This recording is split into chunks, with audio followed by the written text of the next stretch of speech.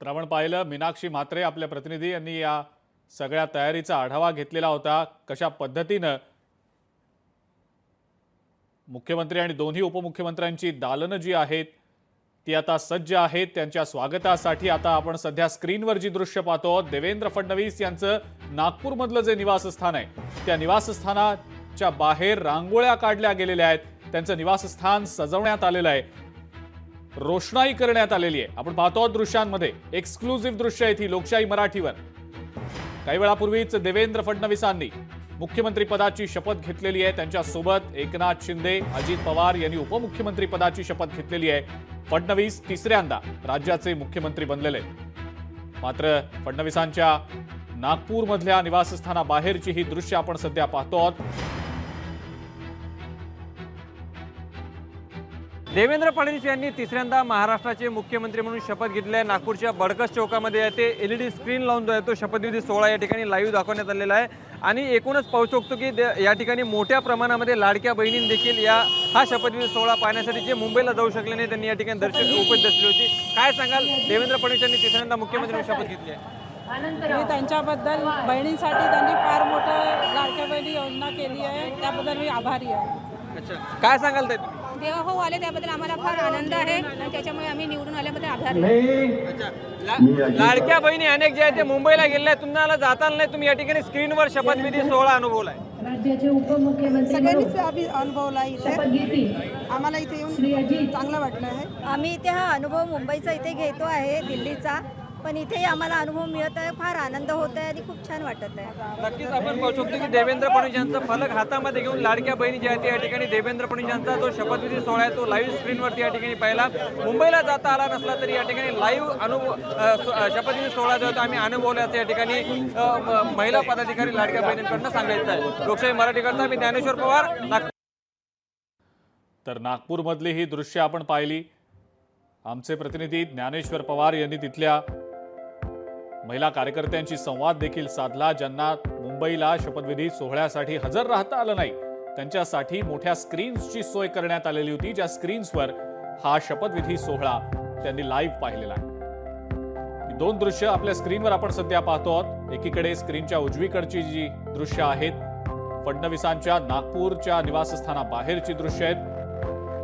आकर्षक अशा रांगोळ्या या रस्त्यांवर काढल्या गेल्याचं आपण पाहतो आहोत।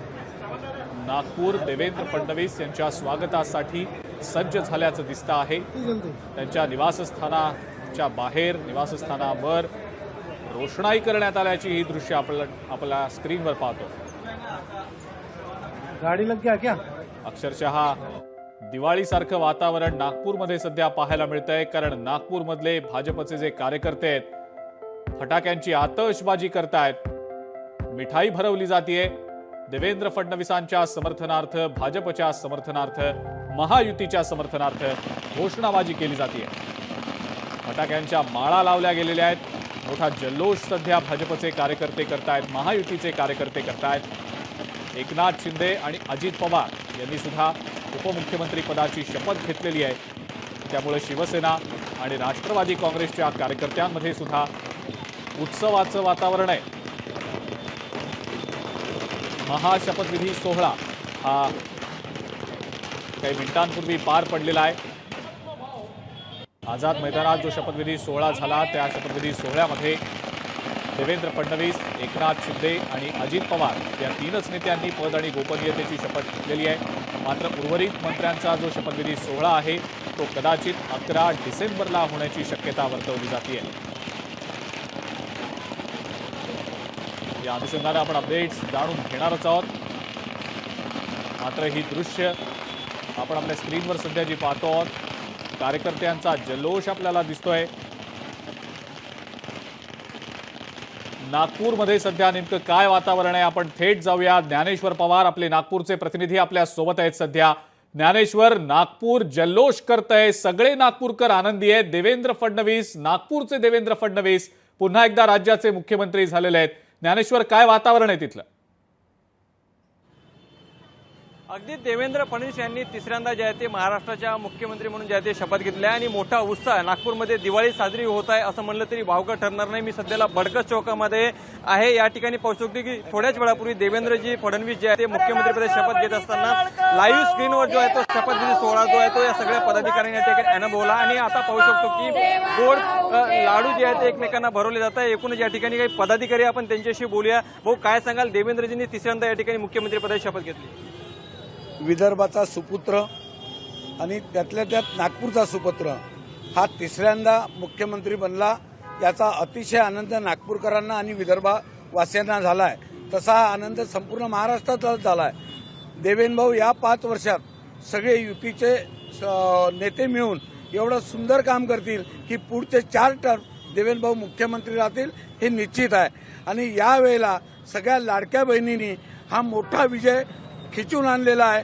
सगळ्या लाडक्या बहिणी आपल्यासमोर उभ्या आहेत। मला तुम्ही सांगा ताई, अनेक लाडक्या बहिणी ज्या आहेत तो शपथविधी सोहळा थेट पाहण्यासाठी मुंबईसाठी गेलेल्या आहेत। तुम्ही या ठिकाणी लाईव्ह प्रक्षेपण तो शपथविधी सोहळा अनुभवलाय, काय भावना आहेत? स्थानिक ज्या लाडक्या बहिणी होत्या त्यांना पण या उत्साहात मोठ्या प्रमाणात सामील व्हायचं होतं। हा आनंदोत्सव साजरा करायचा होता आणि त्याच्यामुळे स्थानिक इथल्या या सगळ्या महिला इथे जमा झाल्या आहेत। फटाक्यांची आतिषबाजी झाली आणि आपल्या नागपूरचा मुलगा, आपल्या नागपूरचा सुपुत्र महाराष्ट्राच्या सर्वोच्च मुख्यमंत्री पदावर विराजमान झालाय। हा आनंद अगदी शब्दात सांगण्यासारखा नाही आहे, पण ही विजयश्री सगळ्या लाडक्या बहिणींनी खेचून आणली आहे। याच्यात मात्र काहीच विजय आहे। नक्कीच आपण पाहू शकतो की हा जो विजय आहे लाडक्या बहिणींनी सगळ्यांनी खेचून आणलेला आहे। नागपूरचा पुत्र जो आहे तो तिसऱ्यांदा मुख्यमंत्री पदावर म्हणजे महाराष्ट्राच्या सर्वोच्च खुर्चीवर बसला, याचा आनंद जो आहे तो या ठिकाणी पदाधिकाऱ्यांनी व्यक्त केलेला आहे। अजिंक्य, ज्ञानेश्वर, आपण प्रतिक्रिया तर जाणून घेतच आहोत। या सगळ्या कार्यकर्त्या आहेत भाजपच्या आणि आनंद व्यक्त करतायत, जल्लोष देखील होतोय, मिठाई भरवली जातीये।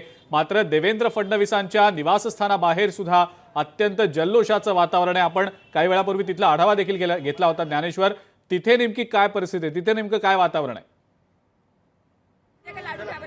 अगदी देवेंद्र फडणवीस यांचं धरमपेठेतील जो निवासस्थान आहे तो निवासस्थान दिवाळीसारखं अगदी सजवण्यात आलेलं आहे। अगदी घरावरती लाइटिंग लावण्यात आलेली आहे, फुलाने सजवण्यात आलेलं आहे आणि घराच्या समोर जे आहे ते पूर्णतः रांगोळी जी आहे ते लाडक्या बहिणींनी काढून जे आहे ते एकूणच दिवाळीसारखं घर आणि घराचं अंगण जो आहे तो सजवलं आहे। त्या ठिकाणी देखील मोठा उत्साह कार्यकर्त्यांमध्ये आहे। कार्यकर्ते त्या ठिकाणी देखील आनंद साजरा करताय। फटाक्याची आतिषबाजी, जल्लोष आणि एकमेकांना पेढे भरवणं, हा नागपूरच नव्हे तर संपूर्ण नागपूर शहरामध्ये वेगवेगळ्या ठिकाणी जे आहे ते भाजपच्या पदाधिकाऱ्यांनी या ठिकाणी आयोजन केलं आहे आणि त्याच पद्धतीने जे आहे ते मोठा उत्साह नागपूरमध्ये आज दिसून येत आहे। कारण की नागपूरचे भूमिपुत्र देवेंद्र फडणवीस जे आहे ते तिसऱ्यांदा आता मुख्यमंत्री पदाची शपथ घेतली आहे, त्यामुळे मोठा उत्साह दृश्य देखील पोहोचवली ज्ञानेश्वर आणि ही जल्लोषाची दृश्य आपण पाहतो आहोत नागपूरमधली। ज्ञानेश्वर, धन्यवाद, आपण ही जी माहिती दिली त्याबद्दल।